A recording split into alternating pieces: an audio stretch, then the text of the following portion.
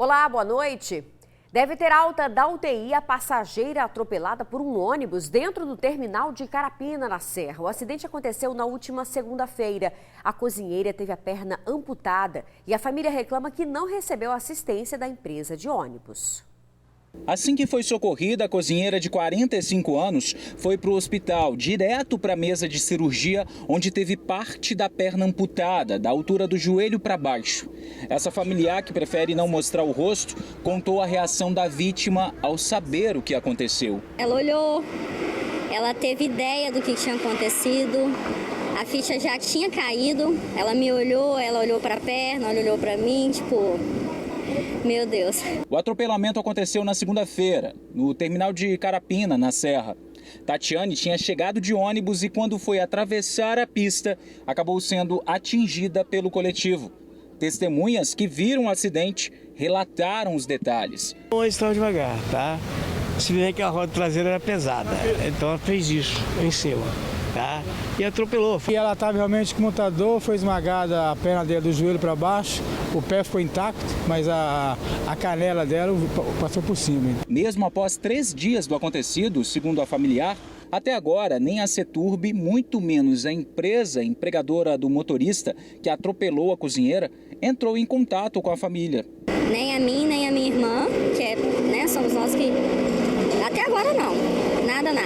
Desde segunda-feira, ela ficou internada na UTI e deve receber alta hoje, segundo os familiares. Os médicos informaram que ela ainda deve ficar internada por 7 a 10 dias para se recuperar e aí sim poder voltar para casa e se adaptar a uma nova vida. A gente está muito desamparado, né? A gente não sabe muito para onde ir. Vamos cuidar dela, que é o que a gente tem em mãos pelo primeiro momento. Cuida dela, resolve o que está ao nosso alcance aqui. E mais posteriormente, com certeza sim, a gente vai correr atrás. A gente tem um contato já de uma advogada que é amiga dela, que é presente. Vai ajudar, né, que tá em contato com a gente. Vamos tentar, sim. Questão, né, de indenização e tudo mais. É óbvio, a gente vai correr atrás pro bem-estar dela. Olha, nós não tivemos retorno do GV Bus com relação à assistência da empresa de ônibus. Já em investigação policial, a PC diz que em acidentes em que tem uma lesão corporal, mas não há vítimas fatais, a vítima ou o representante deve ir à Delegacia Especializada de Delitos de Trânsito para representar contra o autor, utilizando inclusive o boletim de acidente feito pela PM de Trânsito como uma das provas. Gente, a Tatiane, que aparece aí na imagem para você, está precisando de doação de sangue. Então, quem puder doar, é só ir até o Hemóis, em Maruípe, fazer a doação em nome de Tatiane Maia. Um homem morreu após ser atingido pelo muro de uma empresa na Serra. A vítima trabalhava na hora do acidente. O repórter Yuri Demuner tem os detalhes para a gente ao vivo. Boa noite, Yuri. A polícia está investigando esse acidente? Isabela, investiga sim, tá? Boa noite para você, boa noite para quem está em casa. O motorista do caminhão fez o teste do bafômetro, que deu negativo, mas mesmo assim ele foi conduzido à Delegacia Regional de Laranjeiras, lá na Serra, prestou o depoimento ao delegado e depois disso foi liberado. Tudo indica que foi um acidente de trabalho. Esse caso aconteceu na manhã de hoje, o motorista estava saindo da empresa, estava realizando uma manobra ali, a gente não sabe se ele estava indo para frente, se estava dando ré ou se estava fazendo algum outro tipo de manobra. O fato é que outras 4 pessoas estavam ajudando esse motorista, mas ele acabou batendo no muro e o muro caiu em cima desse outro funcionário da empresa. Isso aconteceu em Jardim Limoeiro, na Serra. Uma ambulância do Corpo de Bombeiros ainda foi acionada, foi até o local, mas chegando lá o homem já estava morto, não tinha o que ser feito, apenas constataram o óbito. A vítima é João da Cruz Félix, de 63 anos de idade. O corpo dele foi trazido aqui para o Departamento Médico Legal de Vitória e já foi liberado pelos familiares. A perícia da Polícia Civil também foi até o local para analisar como tudo aconteceu, mas a PC não deu mais detalhes sobre a investigação, apenas disse que o acidente vai ser investigado pela Delegacia de Delitos de Trânsito aqui de Vitória. Tudo, como eu disse, parece ser um acidente de trabalho, né, ali dentro dessa empresa, mas o fato é que a Polícia Civil vai continuar investigando o caso para ver se foi isso mesmo que aconteceu. São essas as informações, Isabela. Eu volto com você aí no estúdio. Obrigada, Yuri. Triste, né? 63 anos morrer dessa forma. Muito triste mesmo. Obrigada pelas informações, viu? Uma mulher teve a casa incendiada pelo ex-marido em Muqui. A residência ficou totalmente destruída. A casa fica no bairro Alto Boa Esperança e pelas fotos dá para ver que todos os móveis foram destruídos. Cama, armário, sofá, todos os cômodos foram queimados. Até o teto foi danificado. As equipes do Corpo de Bombeiros e um caminhão-pipa da Prefeitura ajudaram no combate às chamas. O suspeito foi preso, levado para a delegacia e há informação de que ele tenha colocado fogo na casa por vingança, já que a vítima não queria mais ficar casada. A mulher que foi assassinada em Vila Velha hoje cedo estaria envolvida com o tráfico de drogas. A companheira dela também foi baleada. A suspeita do crime foi presa. Cerca de 2 horas depois do crime, que aconteceu na rua Mandacaru, que liga os bairros Dom João Batista e Aribiri, em Vila Velha, a polícia militar encontrou a suspeita de envolvimento no crime. Pela manhã, cerca de 8 da manhã, nós atendemos a ocorrência de homicídio lá naquela rua, na rua Mandacaru. E já chegou informações para a gente, via Disque Denúncia e via próprios moradores, a respeito de uma moça de cabelos vermelhos e saia jeans que teria participado desse crime. 2 horas após o crime, lá pelas 10 da manhã, a gente, em patrulhamento, busca dessa senhora, né, para entender a situação do homicídio, a gente localizou a suspeita na mesma rua, na própria rua Mandacaru, e ao realizar a abordagem, ela demonstrou bastante nervosismo, inclusive chorou na presença da guarnição. A guarnição mal tinha abordado ela, já estava se tremendo toda, então a gente já desconfiava que poderia ter algum envolvimento. A polícia, a mulher de 40 anos, contou que chegou a discutir com as vítimas por problemas relacionados ao tráfico de drogas, mas que uma 4ª pessoa é que teria efetuado os disparos. Segundo ela, durante a noite, as 2 moças, as vítimas, estariam traficando no local e ela estaria prestando apoio a essas 2 vítimas. Por um problema que eles tiveram lá de tráfico de drogas mesmo, as moças teriam sumido com algum dinheiro do tráfico, e essa mulher foi fazer a cobrança em cima dessas 2 moças. Uma dessas moças, segundo ela, a vítima fatal, teria lhe dado uma porrada na cara, né? Uma outra pessoa, uma 4ª moça, viu essa cena, não gostou, foi na casa dessa suspeita, pegou um revólver que estava em posse dela e efetuou os disparos contra as vítimas, né? A vítima fatal foi atingida por 2 disparos e a parcial por 3 disparos. Como você viu, a polícia acredita que o motivo dessa tentativa de homicídio e do próprio homicídio que foi cometido tem a relação direta com o tráfico de drogas. Até porque, na casa da suspeita que foi detida, a polícia encontrou um caderno com toda a contabilidade da droga, do movimento do tráfico ali na região. Conseguimos localizar 6 pedras de crack e R$ 331 em espécie.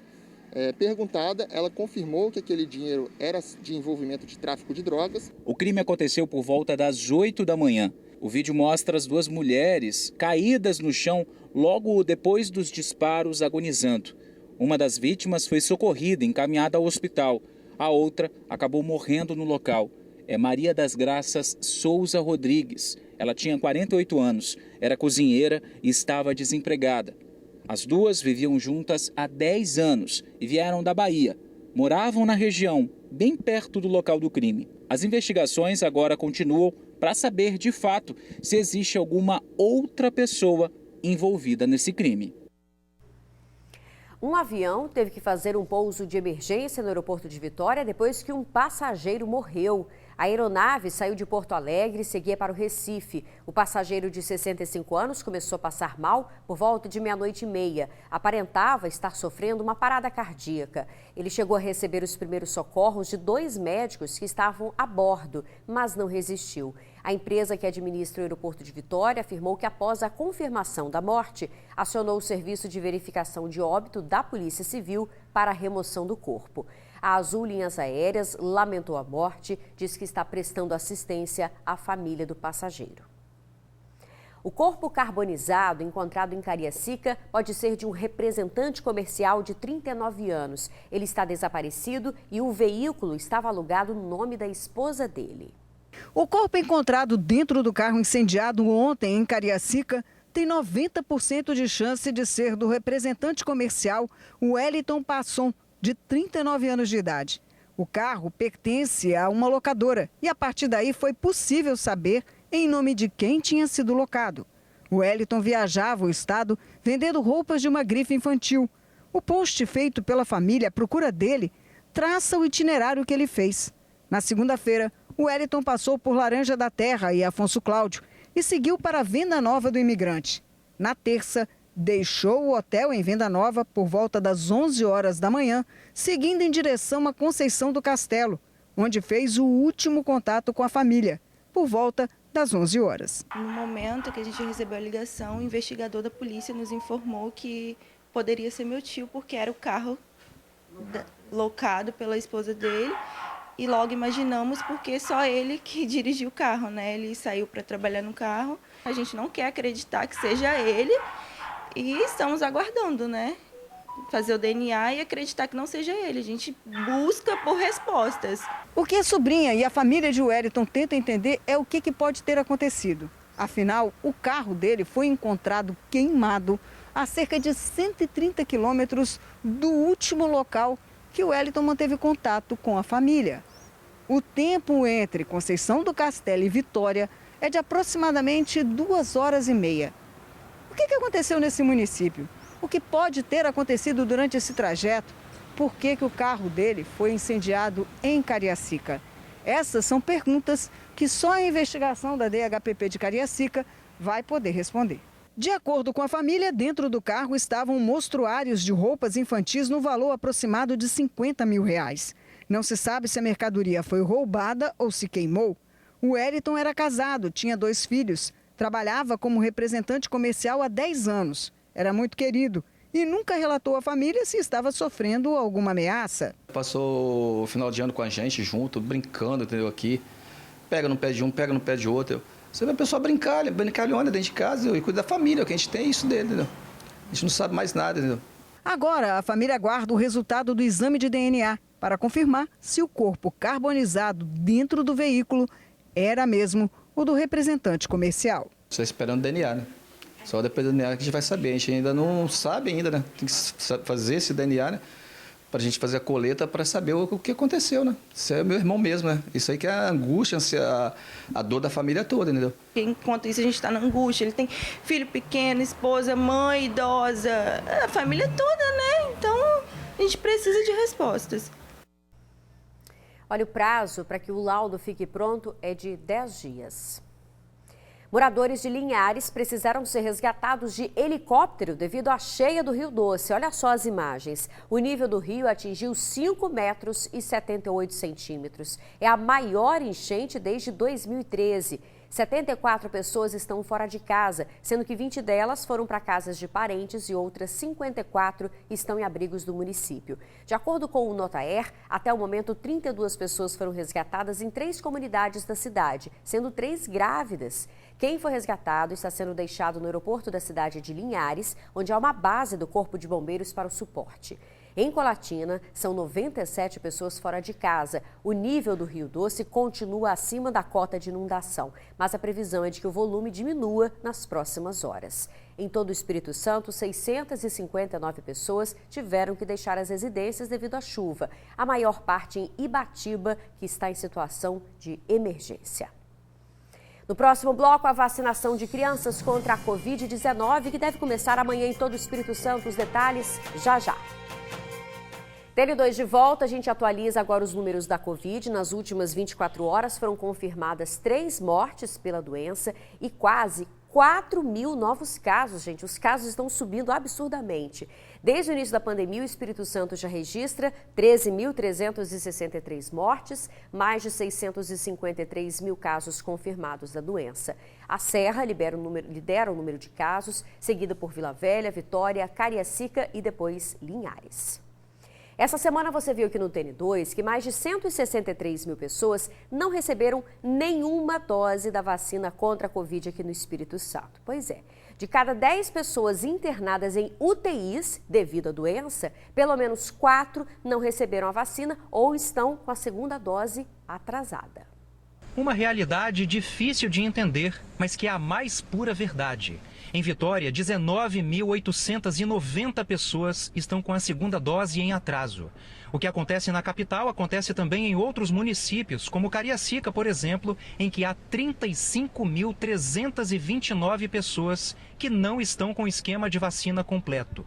Isso é revertido em mais internações. Esse médico intensivista fala que no hospital em que trabalha, o número de pessoas internadas que estão em dívida com a vacina é muito grande. A gente tem visto ali uma doença muito mais benigna em quem vacinou e os pacientes que não vacinaram, infelizmente, uma grande parte evolui de forma grave da doença. Neste outro hospital é a mesma coisa. Municípios diferentes, hospitais diferentes, porém a mesma realidade. Só para você ter uma ideia, cerca de 67% dos pacientes internados na UTI Covid deste hospital aqui em Vila Velha ou não tomaram a vacina ou estão com esquema vacinal incompleto. Antes, a gente não tinha um perfil bem definido da UTI. A gente tinha aqueles pacientes que era uma roleta russa. Qualquer um poderia pegar a forma grave, desenvolver a forma grave e vir parar na UTI. Hoje, a gente tem um perfil bem determinado, que são aqueles não vacinados ou com vacinação incompleta e aqueles pacientes bem imunossuprimidos, bem debilitados. Os médicos que atuam na linha de frente desde o início da pandemia deixam bem claro, com vacina em dia, isso não estaria acontecendo. A gente tem as vacinas largamente disponíveis, com facilidade de acesso. Então, quer dizer, hoje em dia, quem não vacina, quem não quer, ou a maioria das pessoas são que realmente ou fizeram opção por não vacinar. E já está mais do que provado que a vacina diminui a incidência de casos graves, diminui a incidência de infecção do vírus. Então, a gente precisa vacinar, a gente está ali, está na nossa mão. Tomar vacina é essencial, previne a forma grave, a gente não pensa em prevenir e acabar com a doença nesse momento. A gente quer prevenir os óbitos, as formas graves da doença, e é isso que a vacina dá para a gente. E as crianças de 5 a 11 anos devem começar a ser vacinadas contra a Covid aqui no Espírito Santo amanhã. Vamos ver. Chegarão ao estado do Espírito Santo 24 mil doses de vacinas da Pfizer para idades pediátricas. Serão suficientes para vacinar as crianças indígenas com comorbidades, com deficiências e iniciar a vacinação das crianças com 11 anos.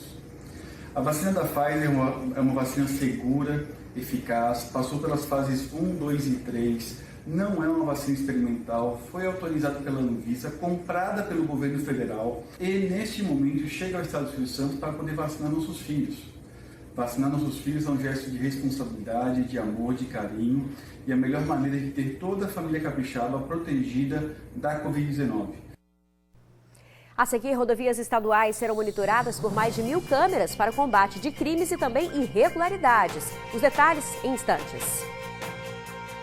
O governo do estado passa a monitorar com câmeras as rodovias estaduais. A fiscalização será não somente para recuperar carros roubados, mas também vai cruzar os dados com outras secretarias e identificar veículos de carga com excesso de peso e até irregularidades no Detran. O cerco inteligente conta com muita tecnologia. No trânsito, ele monitora qualquer restrição ou irregularidade de veículos.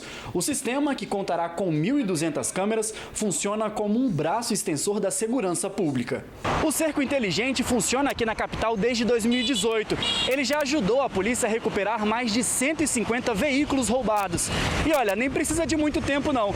Basta 3 segundos para o carro que passar por aqui ter vários dados coletados e enviados para uma central de monitoramento.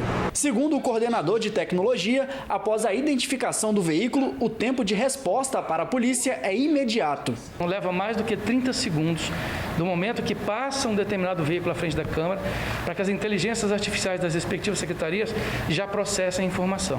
Não importa se é 1, 100, 200, é 30 segundos, chega a informação já processada dentro do banco de dados de cada secretaria envolvida. Com a tecnologia, a segurança pública ganha mais velocidade na solução de crimes. Hoje, com as duas tecnologias, automaticamente nós já sabemos qual é o veículo, as características, a placa. Com a placa nós sabemos quem são os proprietários daquele veículo, o veículo que foi utilizado no crime. A perícia criminal vai fazer a coleta de impressão digital. Em questão de segundos, nós vamos saber a identidade das pessoas que estavam dentro daquele veículo. Nós aumentamos muito a capacidade reativa das nossas instituições, não só agora no olho do policial, montando pontos de bloqueio, pontos de cerco. O robô dessas câmeras já vai informar diretamente ao celular do policial lá na ponta e à mesa do operador no CIODES o momento exato que aquele carro passou. Então, eu estou dando o exemplo do carro, mas 1000 outros exemplos nós poderíamos dar aqui. Além dos veículos com restrição de furto e roubo, o cerco também vai identificar cargas irregulares nas rodovias do estado. Nosso sistema fica com a informação, se o veículo não tem a inspeção regular, vai acionar. Assim como quem instalou um kit gás, que tem que fazer regularmente uma verificação das condições para evitar explosões, problemas, também vamos poder identificar os veículos que estão com kit gás irregular sem a verificação necessária. Na Grande Vitória, 17 pontos já estão sendo monitorados. A expectativa é de que 290 locais recebam a tecnologia até o início do próximo ano. Nós vamos fiscalizar 1.650 faixas, quando tiver todo o sistema implantado, compreendendo que a primeira fase é esta fase do projeto piloto, para a gente treinar nossas equipes, para a gente poder estabelecer equipes de pronta resposta. A segunda etapa é a Grande Vitória, a terceira etapa é o estado todo. TN2 fica por aqui, muito obrigada pela sua companhia, uma boa noite, até amanhã.